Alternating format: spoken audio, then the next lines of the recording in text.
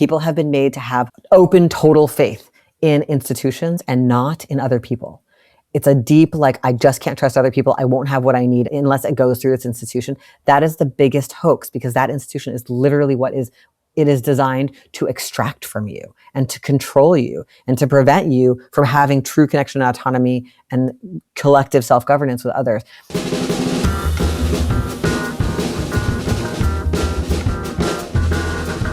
Welcome back, friends, to In the Meanwhile. I'm Marcus Harrison Green. And I'm Nora Kenworthy. It is the middle of summer in 2026, Marcus, and instead of going to the beach or watching the World Cup, I have a feeling we're all living out a real-life version of Schrodinger's senator.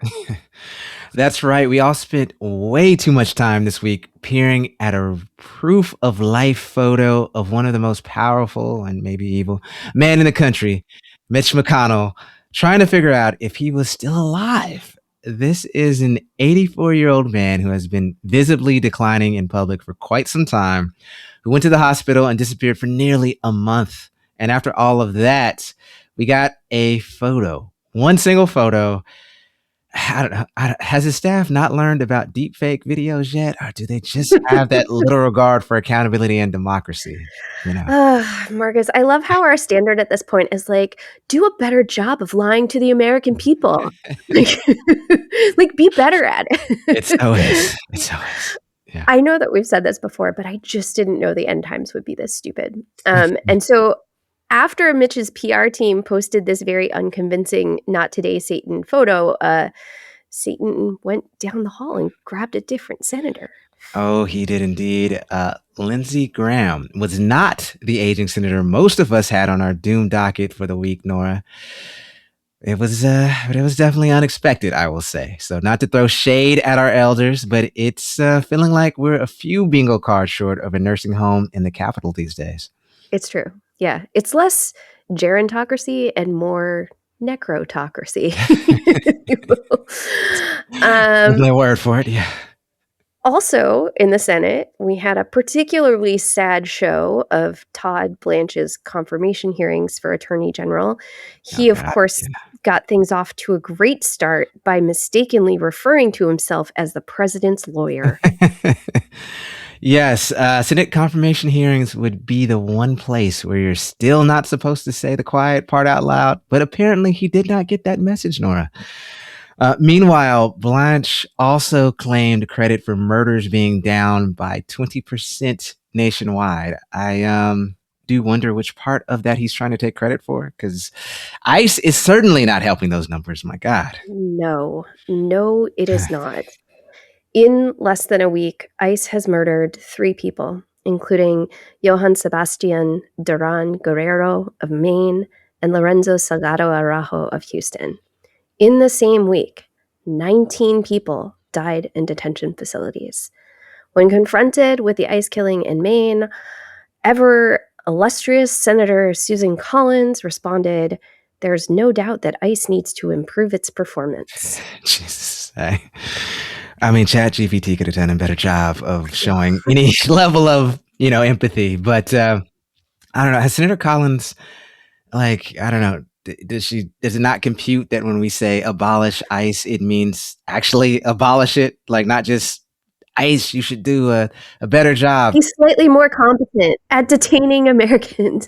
Yeah. Oh, my Lord. Well, we are once again seeing ramp-ups of ICE activity in cities across the U.S. as the agency tries to reach a target of 2,000 detentions per day. If you're looking at this hellscape of a week and thinking it's not getting better out there, well, that's because you are absolutely right, folks.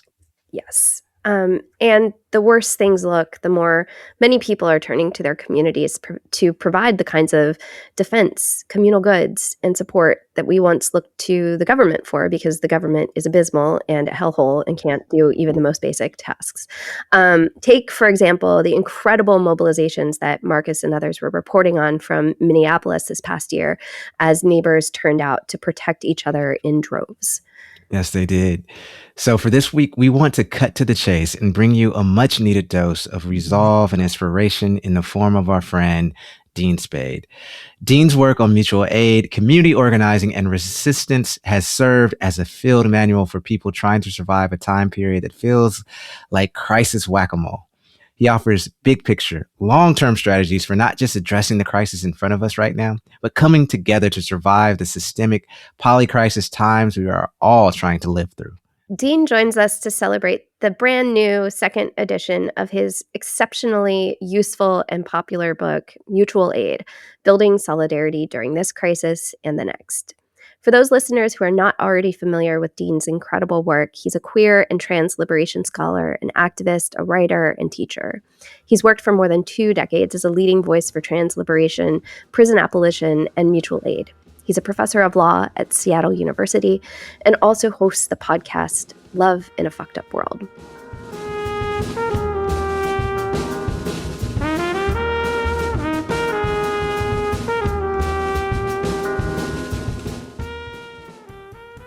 Dean, it's so great to have you back on the program. I think you're our only second repeat guest, so we feel very honored. Well, I feel very special. Thank you for inviting me again. We're excited to talk to you about the re-release of Mutual Aid. It's, I think, 10 years since you started writing this book and 6 years since it was published at the height of COVID and racial justice protests in 2020. The book really became an organizing manual for communities facing generational disruptions, teaching them how to care for each other and also, and this is important, to disrupt systems of oppression, or more succinctly, as you put it, to practice solidarity, not charity. What do you hope that people have learned from this book in the time since, not just through reading it, but really through putting its lessons into practice in their own communities? That's a great question. It's been really fun for me to get to engage with people for the last many years who are using it, and sometimes it happens. I met these people recently who have like a collective cafe, and they're like, I just met them socially, and they're like, oh, we used your book for our cooperative, it's interesting to see. My hope with this was I was just trying to make something really user-friendly that would save people reinventing the wheel, because all these years of people just having the same patterned problems that come from the cultural norms and running into the same obstacles and needing needing a way to running the problem of, wait, who makes what decision? How do we do it? When do we have to have a meeting of everybody? And when do we just meet with the people on the food team or the people on the transportation team or whatever? Just having like a little way through some of those things. That would be, the other thing I really wanted was for mutual aid to stay really politicized, because there's also kind of a cultural thing that's happened with its mainstreaming of it being like, it just means you raise some money for people online, and it's really divorced from any kind of politics of resistance. And so I wanted to frame, and when I wrote the book originally, I wanted to frame mutual aid as a strategy of resistance that's been a central part of building social movements and sustaining them. And I think, and I just hoped it would be of use to anyone. I was really surprised that it was translated into other languages, because I felt like it was really for a US audience. And I think a lot of these things are actually better understood in a lot of other contexts, because in the US we have a particular kind of history of repression of our movements that has led to a kind of certain kinds of depoliticization and individualization and stuff. So I was pretty surprised by that it's been used elsewhere, and glad that it has been. Yeah, well, I mean, it's certainly been put to practical use and some great use. But you did say that it was the 2016 election of Donald Trump that made you want to write the book in the first place. And so what about Trump's presidencies and what has been the liberal responses to them that continue to make this book, not just timely, but necessary? Yeah. I mean, now we're in this other thing where there's actually a really dangerous kind of liberalism that emerges when authoritarianism and fascism is so visible. That's like, oh dear God, get us back to Obama, Biden, Harris hellscape, where people are start to believe in quote unquote democratic institutions of the United States, and that we just need to get them back. And it actually moves the whole thing to the right.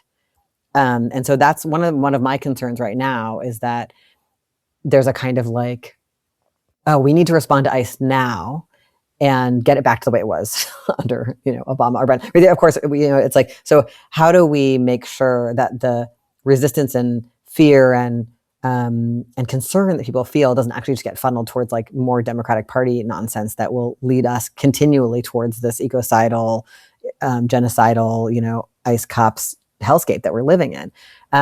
So I think, when I was writing the second edition, I got really more explicit about anarchist politics, about I mean, of course, I couldn't change the book very drastically for a second edition and just added, sort of some reflections. We can talk more about that, but I'm actually writing something else, right? I'm doing a new edition of my first book, Normal Life.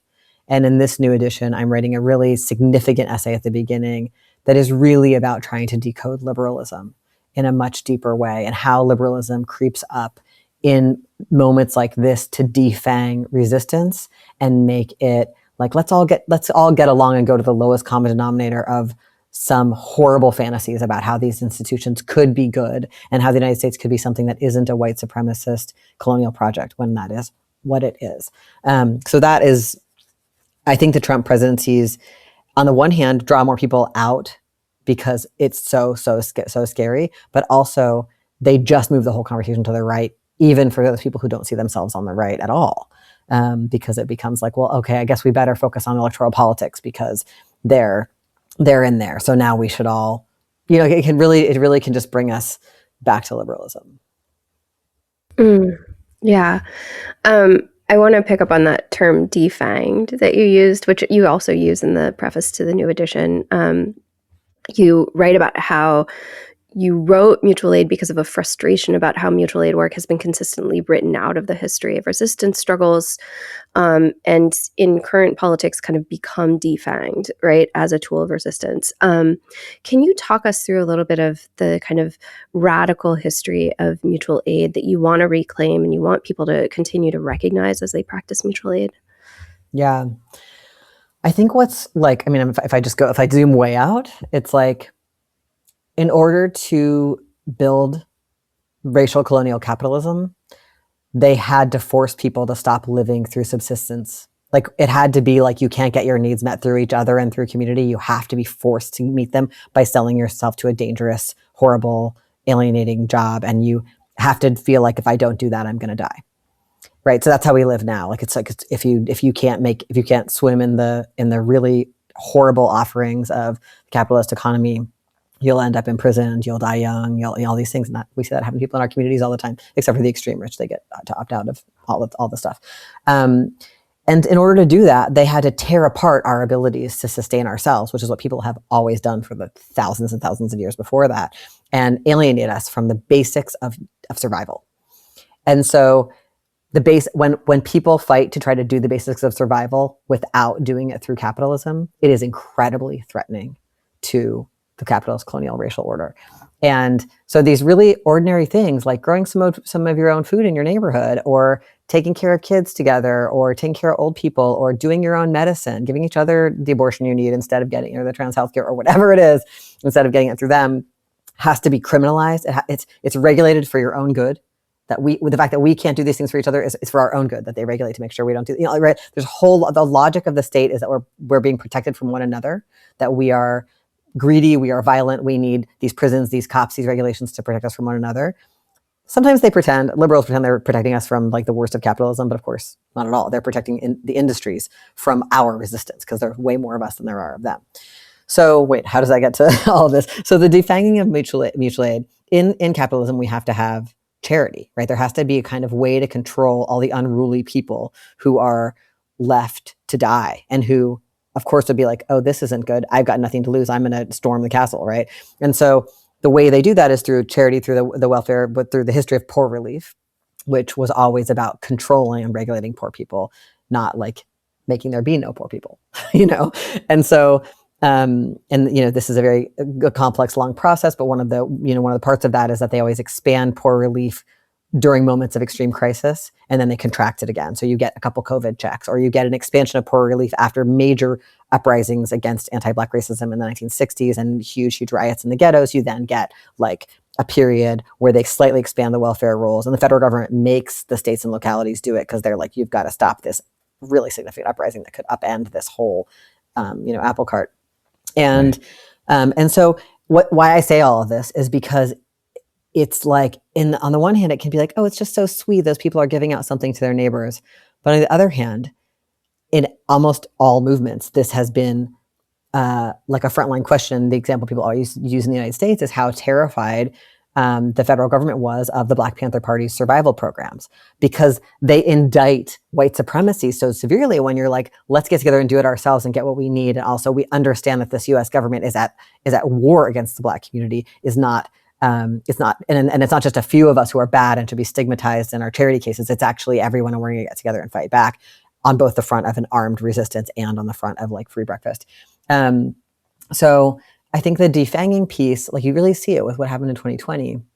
People want to be like, like we start doing some really great mutual aid in Seattle, and then suddenly like the city council members and the mayor and the governor all want to take a picture of with us. And you see this also with Minneapolis recently, right? Like certain politicians are like, oh, we want to be associated with those people who are literally fighting cops in the streets and like hiding their neighbors. We want to temporarily be associated with them because we want to ride the coattails of the illegitimacy of ICE and have that be a way to indict Trump.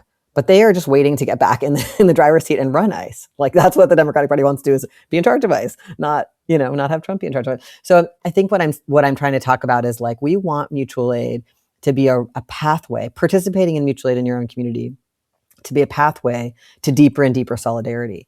To like, oh, I was pissed about this and concerned about these people, and now I really wow, this is happening to those people too, and to these people I didn't even know I cared about. Actually, I was told to hate them, and they are actually I'm on their side now, and so that your politics becomes inevitably more radical, and you care more about those who are taking bigger risks than you. Like you're doing a kind of mutual aid that isn't breaking any laws, and you're still struggling with the cops, and then these people down the road, they're getting arrested for doing it, and you're like, oh, we're with them too. And you're with these other people who are doing a wildcat strike, and you're with these other people who are pushing back against ICE physically in the streets. And so that you become better and better at solidarity with people who are taking riskier actions, or more militant is a word we might use, more militant actions.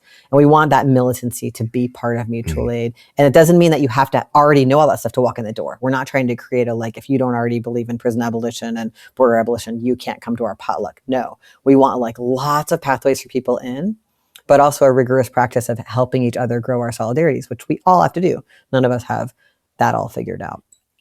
Yeah. Well, I want to say thank you so much for stepping into the role of a radical Heather Cox Richardson for us with the history there. But I mean that in the best possible way too, so, just so you know. But I wanted to ask you, because you insist, right, that mutual aid is not simply a way of helping each other, but it's very essential, as you pointed out, as a tactic of resistance movements. And so how do you see that playing out today, considering what we're seeing going on even this week, whether it's Maine or Houston, where ICE again has tragically murdered 2 people. And then even, as we continue to see so many attacks on things like trans rights in this country at this moment.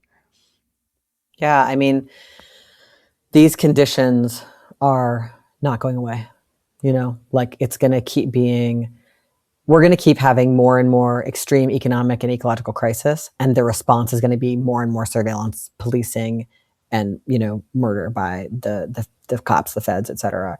Like this is the rest of our lifetimes.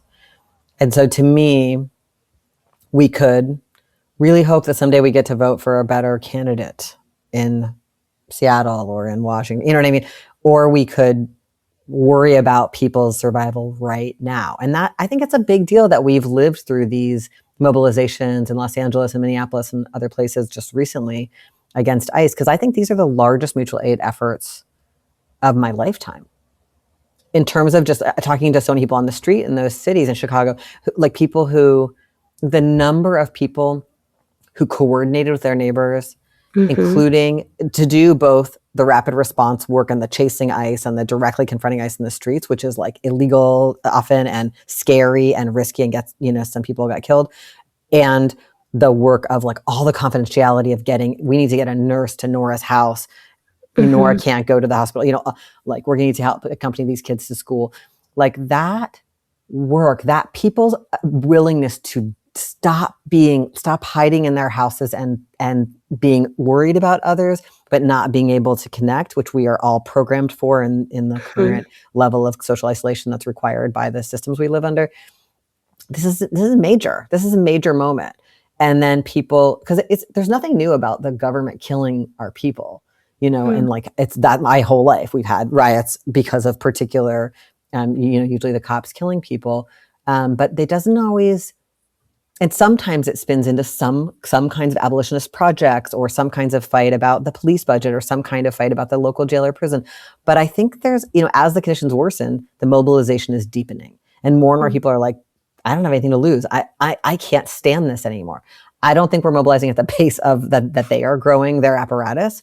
So that should be inspiring for us. Like, what's everything they did in Minneapolis, and how can we even do it more? And people are still doing it in Minneapolis. The other thing is the news cycle is hard because people stop following it. But ICE is still very, very, very active in Minneapolis and Chicago and Los Angeles. And the things I'm hearing out of Seattle and Portland, and it's this whole apparatus is growing rapidly. And how do we? The other thing is how do we both not ignore things that are not in the news cycle right now, like after the storm has passed or the ICE incursion is no longer being reported, but also how do we pay attention to different news? How do we notice all the people who are destroying the flock cameras? How do we notice all the people who are, attacking the Elbit Systems offices around the world? All the people, like, how do we pay attention to all the trials that are happening and all the indictments of activists and be like, this is the top news for me, is what's happening to the Minneapolis activists and people in Michigan. Like, how do we reorient away from where our attention's being drawn and be like, oh, my agenda is here, and how do I find those people? And that's a lot to ask of us all, like, to like learn that together. So how do we share that resource when we find it? Like, how do we kind of, it's like rebuilding meaning about what's our business, basically. Yeah, I'm really glad you mentioned some of the really acute repression that activists are seeing right now. I think it's been a ramp up that we've been seeing since 2020 to punish and criminalize mutual aid efforts, such as the Stop Cop City protesters in Atlanta who faced RICO charges. I mean, what were you hoping to offer people with this new edition of the book who are trying to continue practicing mutual aid, but facing, I don't know, doing it under these increasingly very hostile and quite dangerous conditions? I mean, one thing that's been really important to me, so because in the US there's such a narrative about pacifism and nonviolence, and there's a huge, like, completely misguided lie about the history of the civil rights movement that makes it seem that is designed to tell us all to like never break any rules, as if those people weren't armed and didn't break all the rules and risk their lives and die. To do what they did, and as if they weren't part of a larger Black freedom struggle. That's been all of that in every way, from Maroons and all the way into today, when people are still being criminalized for participating in community resistance for Black freedom. So I think, like, one of the things I want is for us to figure out how to expand some of the solidarity around that. And when these moments of repression happen, and I think the Stop Cop City indictment is a good example, people start making all these statements that they don't know are actually really harmful and not in solidarity. So, like, when the Stop Cop City indictment comes out, people are like, well, some of those people were just flyering. And when you say that, when you say some of those 61 defendants were just flyering, it's like, well, so the other ones deserved the RICO charges, or some, they're not all anarchists. So then it's okay to do it to anarchists. People just say these things, or they were just doing First Amendment protected activities. Wait, the First Amendment is like, you believe the Constitution protects people from government repression? Like, there's all these ways in which we throw each other under the bus. We ignore historical patterns of intense political repression, especially of people involved in any struggles for Black freedom, like the Stop Cop City, anti-police struggle. There's all these ways that we do this by accident. It's like these reactive things that are like, and a lot of it is often like, I need to sound legitimate, so I go to the talking points of liberalism that are system affirming. So I suddenly become like a patriot who loves the U.S. Constitution and fights for First Amendment, which is like never existed. So how do we? So I made a tool that I want to encourage listeners to look at if they want to, with some other people who were having this frustration. It's called cultivating 5 questions for cultivating solidarity. It's pretty easy to find online if you Google with my name, and we were trying to just look at like, what's the simplest way to break down these common ones? And, the other one that I think is like the most common is people, whenever we talk about a protest being like, it was nonviolent or it was peaceful.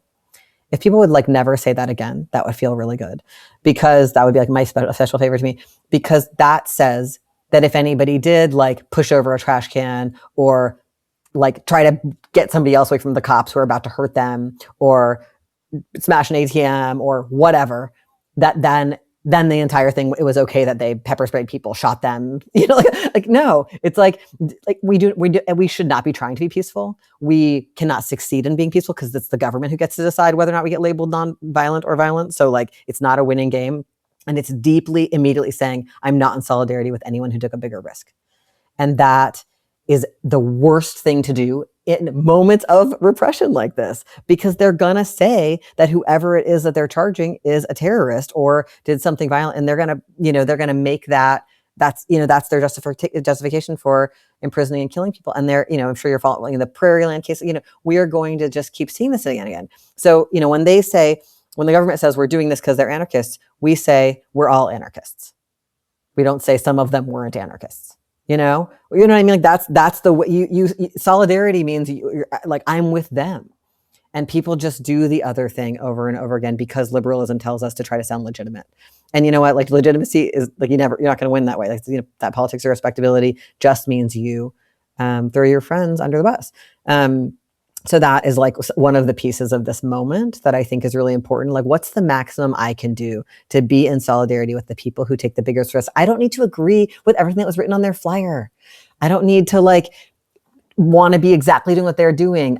It's fine to have critiques of people and still be like, oh, but we're on the same side. They hate ICE. They hate the cops. They love people who are in crisis, And that's a really hard thing that comes at this moment. And I think particularly in the US, where our political culture is so liberal and individualist and like loves law abiding. I'm sure you guys have seen like the No Kings marches and stuff. People are like up there being like, Trump is lawless and we are a nation of laws. And I'm just like, dear God, like we hate law and we hate law enforcement. We want freedom, Well, speaking of anachronistic politics, there were so many people to what you pointed out earlier in our conversation, that they want to go back to this sort of fantasy time period. I've heard so many people be like, well, if we could just go back to sort of the New Deal era America, things would be great. And, you have argued that we have to realize that the idea of a government or state that adequately cares for us is a fantasy. And so I want to ask, like, what does that realization open up in terms of possibilities for collective survival, autonomy, and even thriving collectively? Yeah, I mean, that common kind of movement slogan, we're all we've got, we're all we need, is this really intense invitation to shift our faith from faith in institutions to faith in ourselves and each other and our goodness. And it's so hard to do that because, of course, we see people act terribly in our communities all the time, including ourselves, right? We're not acting, but we just don't have another choice, because there is not a like caring government on the horizon. That is not what it's for. I love that you brought up the New Deal. I thought you were going to bring up the Obama era because there's so much nostalgia for that, but I'm so glad you brought up the New Deal, because it's like, it's so deep to fantasize about this intense imperialist project. The New Deal is a moment where there has been this incredible unrest in the United States with all of these workers striking and all of this like very beautiful resistant political violence. I highly recommend the book In Defense of Looting by Vicky Osterweil, always for learning these histories. There's been this huge uprising against the violences of capitalism, white supremacy, and the government is desperately trying to right the ship by making a set of projects that explicitly exclude women and people of color. And so you get the GI Bill and, Social Security Administration and all of these projects that, there's tons and tons of literature on this that are like so utterly about the white male wage earner and about keeping women and people of color in their places. And that is exactly the kind of deal. That's exactly the kind of New Deal that will always be struck. They will give as little as possible to buy off a small set of people. And it was a deal between industry and a certain set of workers. And it got some of those workers kind of like a family wage, which, and it got industry like drastic gains, and it kept the US going in its imperialist project. And all of, they then further continued to like erode that deal and strike new deals that gave more and more opportunity for extreme wealth concentration to where we are now, which is the greatest global wealth concentration ever. And it's rapidly, I feel like every other day there's a new headline about like now billionaires are even more blah, blah, blah, and poor people are even more, and so to have that fantasy. So what does it look like to actually imagine like thriving that comes from our autonomy and our collectivity? I want to put that question, of course, always in the context of the ecological crisis, because we're not on the horizon of thriving now. We have to live the consequences of the existing pollution that is also not, it's already happened, it's not stopping, and it's, the ball is rolling. And, we see this with the extreme weather events and the food crises that are now incoming. I'm sure you're following the stuff about the El Nino that's starting. Like since there's no government coming to save us, we see this with every fire and flood and storm and drought. Since they're not coming to save us, technology's not going to save us. We're certainly not going to be saved by these people who want to give all the water to data processing centers. It's just us. Like, it's just like doing the most basic things to prepare together, to learn to share stuff with each other, to learn to make decisions together. I was just reading a really interesting new, kind of basic prepper book. It's not like wildly political, but it was just like a book of very practical things you can do to like decide how much water to store and decide to do some events in your neighborhood about how everyone can store some food. Like just like that stuff, like that kind of community organizing that comes from that place, especially if we're oriented in an anti-racist, feminist, disability justice way when we're doing it and recruiting our neighbors to relationships where we build those politics together.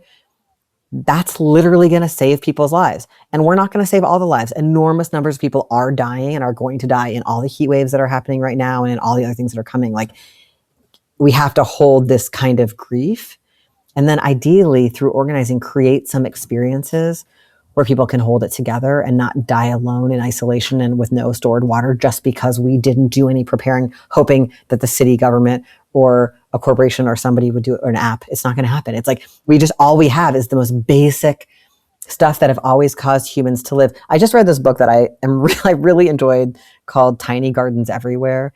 That's not like a particularly wildly political book, but I think there's so much in there. And a lot of it's actually about the like criminalization of, especially like Black gardeners and farmers in urban life today in the United States. But it's also about this whole history of like them not wanting, like capitalism not wanting us to be able to sustain ourselves and grow our own food, and like how much they've done to try to destroy that.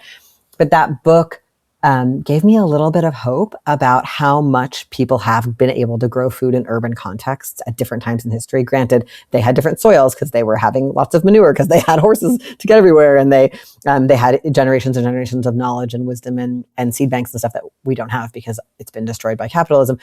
But like that book, because I often am just like, oh God, we're so screwed. Like we live in like these cement cities. There's not enough space to grow food for the, but I just even trying to imagine that people have done this. People have lived through sharing and cultivating.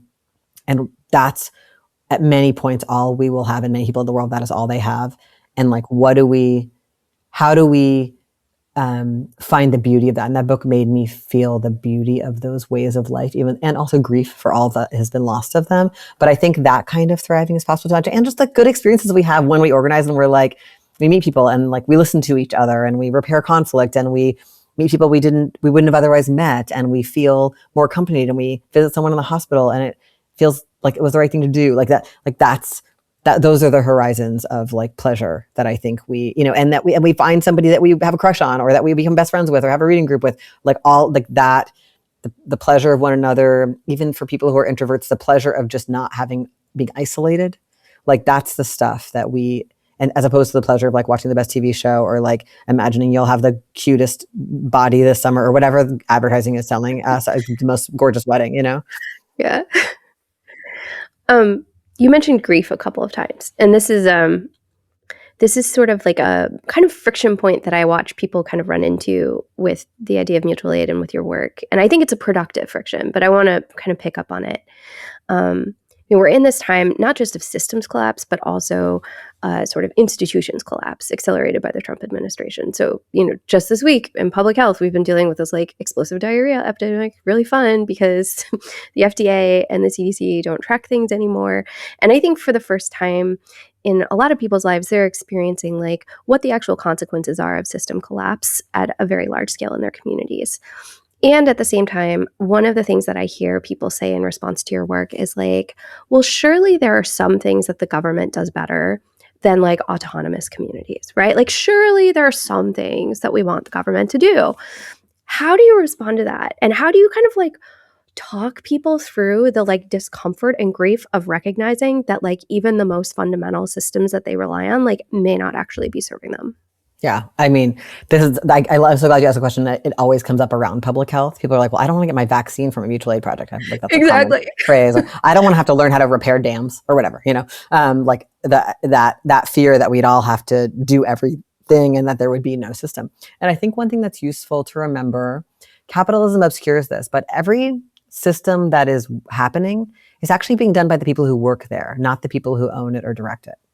So like, I think that people who've spent their lives dedicating themselves to infectious disease or vaccines or actually would love to do that, not under the Trump administration or not working for Pfizer or, right, like the people who make and design vaccines don't want them to become totally unavailable to half the world as they did with COVID vaccines and with so many other vaccines, right? Or other medications that we care about. Like, I feel like there's this kind of like, mystification. And when you think about people, like, if you think about just like the history of people coordinating before there were these state projects, people have always had like lots of kinds of infrastructure, right? Like we have ways that we do water in our community, or we have ways that we fix fences, or this person shods horses or whatever, and other people don't. And without cash, also without cash money for most of human history. And so, and we could have technologies that we have now. We don't have to go back to the horses. We can have technology, but like, this is a matter of faith. People have been made to have like uncritical faith, open, total faith in institutions and not in other people. It's a deep, like, I just can't trust other people. I won't have what I need unless it goes through its institution. That is the biggest hoax, because that institution is literally it is designed to extract from you and to control you and to prevent you from having true connection and autonomy and collective self-governance with others. And so we have to just kind of like who I love on this is, I love talking to B from the Death Panel podcast about this, because B knows a lot about things like organ donation, which is another one people use as an example. And B can just knock out every health and disability example. So I recommend people explore the Death Panel podcast to like go deep into the weeds of some of those examples. But I think even just opening it up, I think one of the other pieces I'll say about this, and I wrote about this in the new edition of Mutual Aid, is people think that things have to be to a certain scale in order to be effective. And what they're imagining is the scale of the government. So how can all these little mutual aid projects in my community possibly do the things that need to get done? And that is because we are used to the domination of the scale of the state, where it's like they tax and then spend, and then supposedly that's supposed to come back to you. But of course we all know, right? Like certain communities are relentlessly taxed and others relentlessly not taxed. And the spending goes, it doesn't line up at all. But we're told somehow that's going to work out if they just do it right, as if it's not just a big extraction project. And my belief is that the kind of scale we need to imagine is a bottom-up scale. So not a centralization of power where somebody taxes and then spends and you hope it comes back right if you just can elect the right people. But of course, none of them are actually interested in us, and they all are owned by corporations, whatever. But instead, it's hard because right now we have so little mutual aid compared to the amount that we need. We run so little of our lives, and most of our lives happen through commerce. But if we act, the more of us are doing childcare and healthcare and food projects and all these things, which I think you saw a bit more of in Minneapolis. And there was one way it was talked about was that there was more redundancy. There was multiple projects doing the same thing, right? And so that you're reaching more of the people. And so that there's more people doing it, like, oh, we're doing it over here in Spanish, and we're doing it over here in a way that recognizes the holidays of people in this religion, and we're doing it over here in a way that really is going to reach queer and trans people, and like all those things. And then we're all sharing wisdom and knowledge and resources. Oh, we've got a lot of extra of this. We don't have any of this. And you get a scale that's bottom up, that's a lot more responsive, a lot more, it's based in local wisdom. So it's not like the thing where the government is just like sends something down and that doesn't make any sense for half, like example I always think of is my friend who does research about fisher communities in the Gulf Coast, who are mostly people from Vietnam. And like none of the information about hurricanes comes in the languages that these people speak. Classic, right? You know what I mean? They cannot access this what is supposed to happen for people when there's a hurricane that affects the Gulf Coast. Right? So like that kind of thing where like the answers and the things from the government are so, they're late, they don't fit right, they're very policing centered, they're delivered inevitably in a racist way, in a way that doesn't recognize certain families, et cetera, versus a bottom up scale that is so local and responsive and accountable, you know, and not basically just like a scheme where people can like skim off, which is what I think so much like aid looks like in our communities. Like a bunch of people get paid at a nonprofit, but almost nobody who's unhoused actually got a place to stay or whatever, you know? So I think it's that's the other piece of it. I think is a challenge for public health thinkers, you know, because it's a field that has been forced to be very oriented towards those structures. But right now, so many people are trying to figure out how to do abortion and trans healthcare and other reproductive care without those systems and around those systems and illegally. And so public health folks have a great set of things to look at. And that's not new. That's the history of Black healthcare. That's the history of, you know, healthcare for trans people has all been around the edges, you know, healthcare for undocumented people.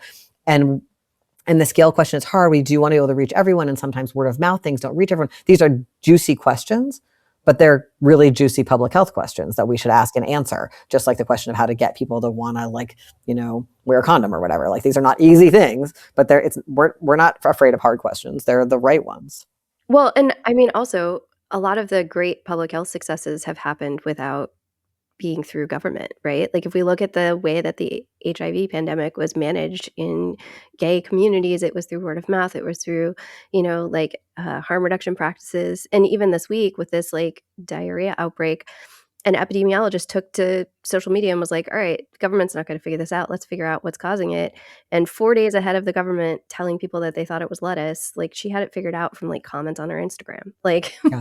so like, I think we can see in real time that like, as these systems collapse, we also have opportunities to observe how communities are effectively responding. And we have no choice because they're because our public health system is being run by like complete creeps, you know? So we are, and I notice, you know, we already have for so long had to take matters into our own hands, but especially now.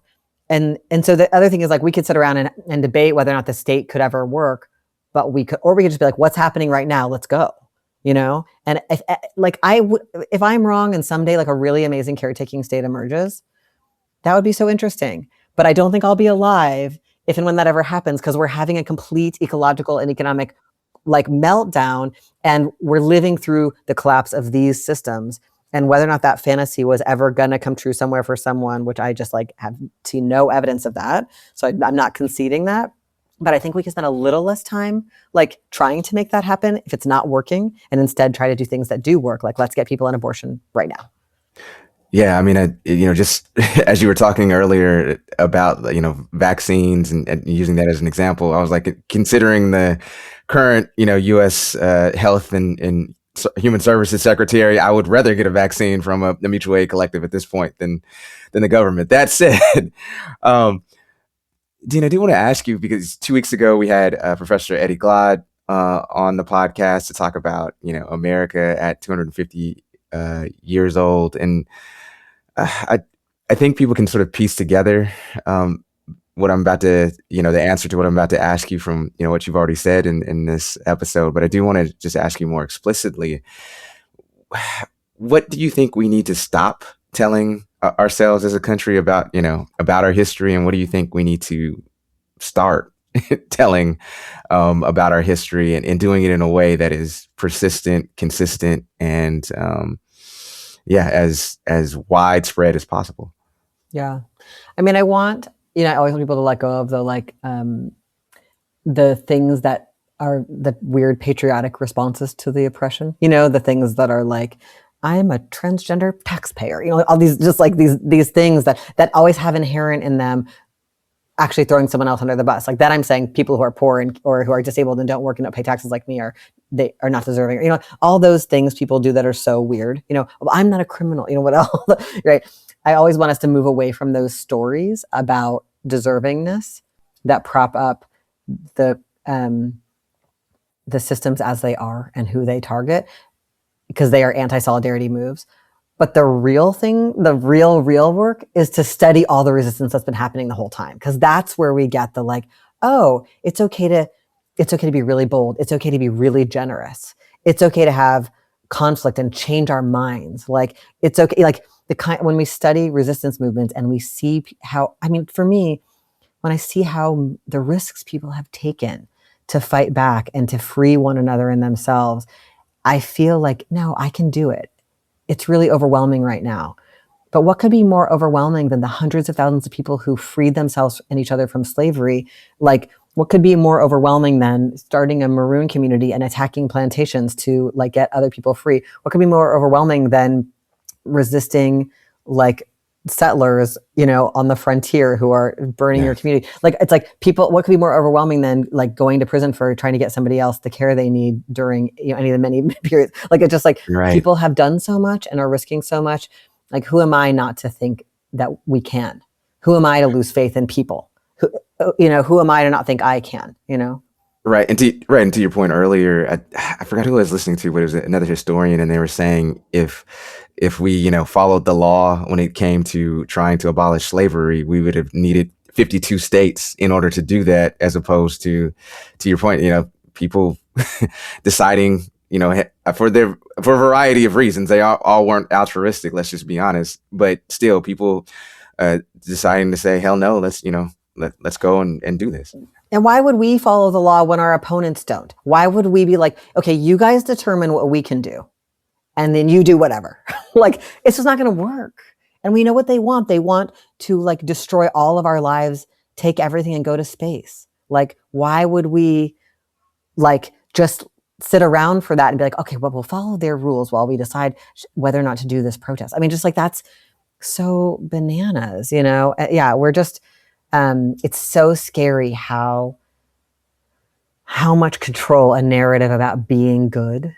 I think fundamentally it's a very childlike narrative about being good and being legitimate and can control us and make us not see what's right in front of us about what is at stake. Like, everything is at stake.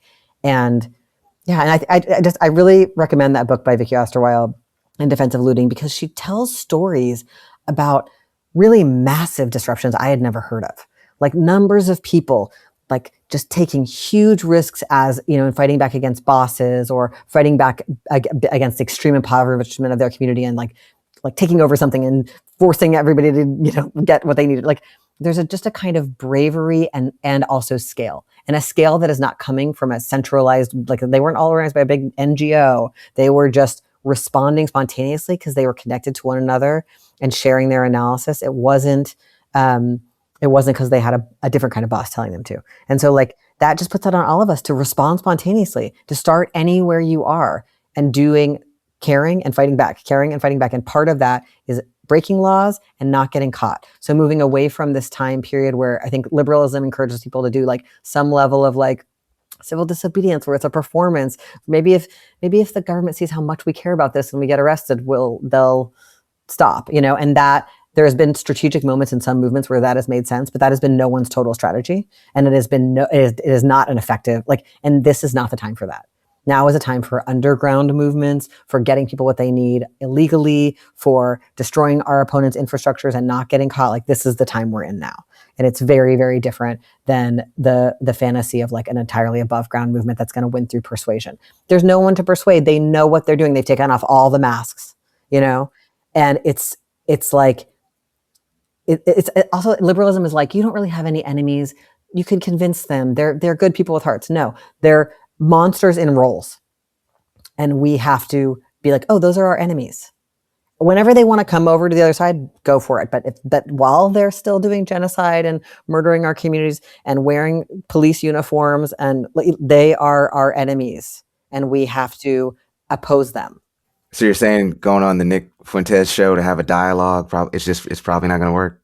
I've not found a lot of use in most dialogues. I mean, that's a classic thing in Zionism, is to tell us to dialogue with Zionists.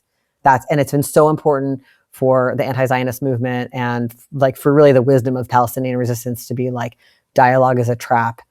when one party is occupying the other and is doing a genocide on the other, you don't dialogue. You don't dialogue with, like, what is there, which doesn't mean, I mean, I'm like, if people want to use various media strategies to try to get messages to people who don't know them, whatever, there's lots of nuance there. But that belief that if they just understood our points, if we did the right policy platform, if we sent in the right letter signed by all the professors, then maybe they would stop. And it's like, what do they have to do for us to realize that does not work?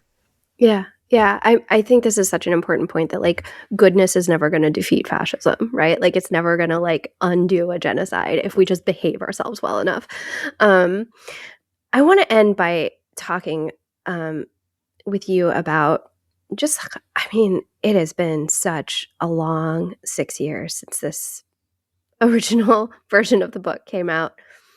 I think a lot of our movements were not prepared for just what a kind of slog it was going to be. And I know we have a lot of people who are burnt out or even disillusioned at this point in time. How do you keep yourself hopeful? And also, what kinds of advice are you giving to other people involved in this work to help sustain them in the fight for the long haul? Yeah. A lot of what I'm doing right now is putting on workshops about resentment, because I actually think one of the most, what I think a lot of what people experience as burnout is resentment. It's like, I did more than you guys did in the group, or I came to the group and people, then they were transphobic again or racist again or whatever. I can't believe I had to deal with this here too. And I was so disappointed. It's real stuff. Like the relentlessness of the work, the fact that people often don't do what you want them to do, and that we're all still so wildly imperfect, can lead to a place of like, I'm so disappointed. I'm so resentful. I stay up all night thinking about how bad it was. And I have no energy to do it. And so in the workshops, I'm just talking about how, just forgiving ourselves for being resentful. There's nothing, of course we are. And that thing, I think it was Nelson Mandela said something like, resentment is when I drink the poison and I think you're going to die. Right. So when I'm staying up all night thinking about how bad what you said in the meeting was, I'm the one who stayed up all night. It doesn't actually free me. And I think resentment is a response to capitalism and white supremacy, where we often we're so coerced. We have no choice. We have to go to school and sit in this chair. We have to do what our parents say. We have to deal with what the cops say. That we internalize that. We get our internal rumination instead of satisfying collective action, right? And so then resentment is a habit, and we do it even when we're trying to do collective action. And most people I know who are burnt out and leave the movement are filled with resentment. And so healing resentment isn't about saying what happened to you didn't happen. Yes, they were sexist. They were racist. Yes, you did do a lot of work and didn't get recognized. All those things happen all the time. It's like, okay, that's how it is. How do I want to orient? And I think the answer to that often is about trying to find a feeling of choice. So I didn't choose these conditions. I didn't choose who's going to be my fellows in the struggle. Unfortunately, I don't get to pick like fun, cool, cute people to come to this meeting. It's just whoever's there I have to organize with. Whoever I live in the neighborhood with is who I'm going to be with when, the lights go out. Whoever's in my various sub-communities, that's it. These annoying people are my people. So I have to have like this really rigorous practice that's a combination of having boundaries, because a lot of resentment is because I was overextended and now I'm blaming you, but I was the one who didn't say like, I have to get off the phone after this time, or I can't give that ride or whatever. It's giving direct feedback, which we're really bad at. And so instead of just being like, I can't believe Nora does this and that and this and that, being like, Nora, this thing affected me when you said this. I wonder if we could talk about it, and knowing that you might be defensive, because most of us are. So also practicing working on our own defensiveness and just relentlessly practicing giving and receiving feedback in our movements and in our households and everywhere we can practice that, because we're all really bad at that. Because we live in a carceral society. That can really help with resentment. And then I do this thing. I mean, I just like, I'm sitting in a really boring, annoying meeting, or I'm working with somebody who I kind of like wish I didn't have to work with this person, or they even make me want to run screaming. And I just try to orient towards choice. Why am I here? Why did I choose to be here? What do I believe in? What does this person believe in that I believe in? And I also have been telling groups, like, try doing our go around in your check-in or something about why we're here. Because a lot of times people get to the meeting, everyone's like, oh, I'm so over capacity. Oh my God. It's, everyone's complaining about how bad things are and trying to be seen and how bad things are, which is true, but it kind of becomes like a race to the bottom. Let's have a go around of why we're here. We love the people who are in prison down the street. We care about our neighbors, whatever your actual motivation is. It also can be really motivating for new people to not get to a meeting and have everyone seem really exhausted, but instead have people be like, what do we all believe in? It's because the relationship to the work, only I can manage. And it's not about shame about how hard it is, or sometimes I'm resentful. It's also about distinguishing anger and grief from resentment. So a lot of times we think our resentment is anger, but anger is actually a pretty short feeling. For a lot of people, it's like heat, it goes through. Resentment is like the rumination feeling. And I think when we're doing rumination feelings, whether that's shame, anxiety, resentment, we usually have a deeper underlying feeling that's unattended to, which might be like grief, devastation, anger. So like, can I feel what's underneath this? Can I care for myself in having this? No blame, no judgment, but also I don't really want to feel resentful. I'm going to be in this struggle for the rest of my life. I'm going to be caring for people in my community for the rest of my life because we are in these times. So can I feel how sad that is? Can I feel so bummed that people, again, didn't show up when I wanted them to, or said something that I really wish people wouldn't say, or that I keep having, I mean, maybe you all feel this way, but I've been in this movement work for 30 years. I have said the same thing over and over again, 1 million times. How do I keep my energy for that? I want to enjoy doing that. What a gift that this is my life, that I get to share these things I really believe in, learn more about them, find out how to communicate them to new people, learn that I was missing a whole part of it. Like, how do I keep my inspiration and delight? Because it's not going to be like over soon. I just had a really wonderful conversation with somebody who just got politicized 1 year ago and feels so irritated by all of his friends who don't go to anything. And I'm like, that was you 1 year ago. What helped you go? How do you be loving inviter? You might have to invite them 100 times. How do you, oh no, they need a dance party. Oh no, they need me to come to their house and pick them up. They need there to be a pie afterwards. What do they fucking need? That's what we're going to give them. And we're not going to be mad at them for needing that, because whatever it takes, So these are the kinds of reframings. I have some of these kinds of workshops are online for free if people want to check them out. And I have a podcast episode about resentment specifically. But this is what I'm finding is at the bottom of a lot of burnout for people. Unresolved conflict, feedback that was never given. They didn't feel heard or seen in the work they did, this kind of stuff. And it's resentment. And they've got a story about what that radical community is like. And it's like, well, that's the one, like whatever, or make a new one. But like, there's not, I think social media makes us believe maybe somewhere out there, there's the really cool, hot people who I'll someday find. And like, then I'll have a great time. It's like, no, it's just all these imperfect people just like me, trying stuff, messing up. It's so beautiful that they tried, that you tried. It's so heartbreaking that we lose a lot, that we lose people we love to poverty and racism. Just like, can we hold the grief together? Can we hold it with ourselves? And so for me, there's not like hope, like not a abstract hope really. There's like a deepening into how sad and hard it is, and how if I'm going to live this short life, I'd rather be trying with others to be in the fight. I'd rather visit someone in the hospital today or to help get someone's bail paid than like check out. And then also if some days I need to check out, that's okay too. But like, I'm not going to like, I'm orienting to maximizing my capacity to be with others in what is really happening now. And whatever I have to, for me, that includes meditation, all the things whatever I have to do to keep showing up. Well, what a profound gift to all of us that you have kept showing up for 30 years and taught all of us how to do it. We're so grateful. Thank you so much for what you're doing. I'm so glad to talk to you all again. Such a pleasure. Thank you.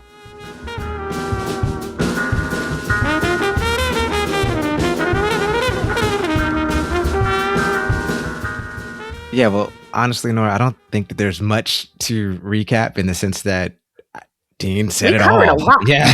Yes, we did. Yes, we did. I mean, it's, just, I guess, like, just go out and hug somebody and do all that you can do, because all that you can do is it helps somebody else out. So, yeah. Yeah. And I really appreciate that Dean's sort of leaning into some of the more radical politics here unapologetically. Right. I think our discourse requires people to be willing to do that right now.